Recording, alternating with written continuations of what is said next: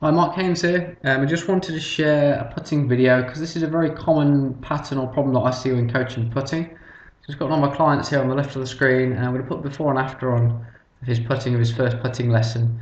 We've got a couple of models here as well. So if we look at what the best putters do, which you may have seen in previous videos, but you'll see this kind of position, the spine's always behind their pelvis line, shoulders like this, and then they generally get a fairly kind of symmetrical shape or bends in the elbows here, and the lead wrist is always flat, and the right wrist or the trail wrist has always got some angle.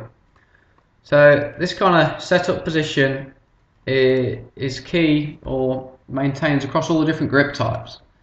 So if I just run this through on the right, we'll see that positioning with the body maintained, and then coming into strike again, the wrist angle is maintained.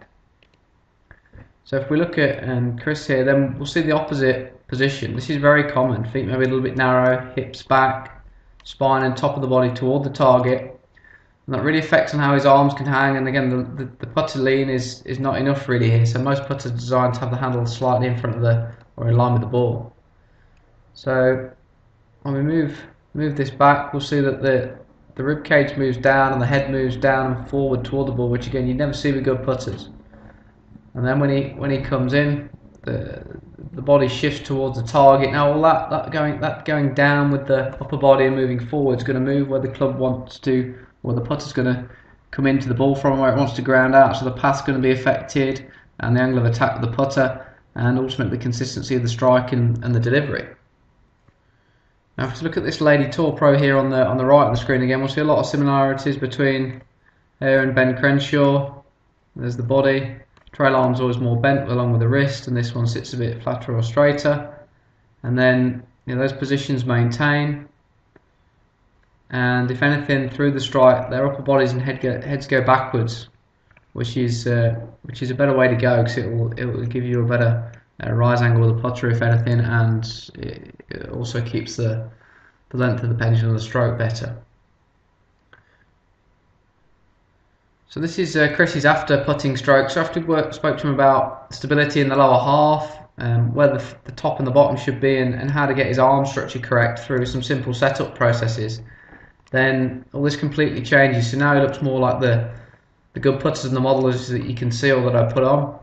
And throughout the stroke, the whole thing works very differently. So it's a lot more stable with the body, the wrists are more stable, and the strikes, the putter or the strike was far better.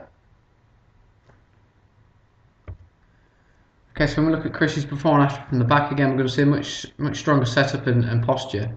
So really here Chris is just a bit too straight, and then his arms have to hang very close to him, and again that right arm hasn't really got the right purchase on the club. And what you're looking for with the forearm alignment and the putter shaft is the putter shaft to be in line with your forearm and the elbow. Again, this is a common trait against all good putters and against if you look at what the tall guys do.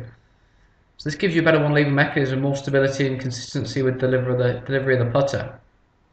So if you're struggling with your putting, then this is a very common pattern with the setup and the wrist being the wrong way around.